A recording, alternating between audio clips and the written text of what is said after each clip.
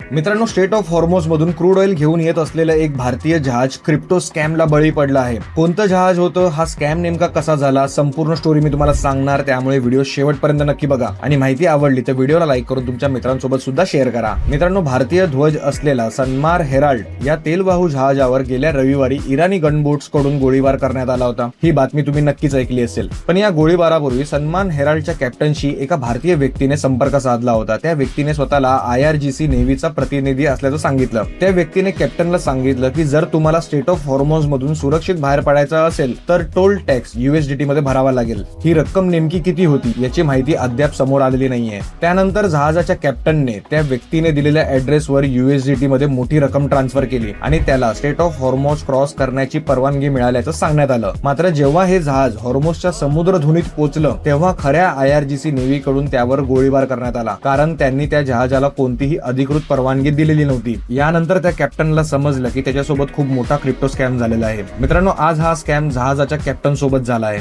उद्या तुमच्या सोबत सुद्धा असे क्रिप्टो स्कॅम होऊ शकतात. म्हणून मी नेहमीच सांगतो, क्रिप्टो मध्ये इन्व्हेस्ट करायच्या आधी क्रिप्टो मार्केट बद्दल अभ्यास करा, मार्केटला समजून घ्या आणि त्यानंतरच क्रिप्टो मध्ये पैसे इन्व्हेस्ट करा. आणि क्रिप्टो मार्केट बद्दल सर्व इम्पॉर्टंट अपडेट मिळवण्यासाठी क्रिप्टो क्रांती चॅनलला नक्की सबस्क्राईब करा.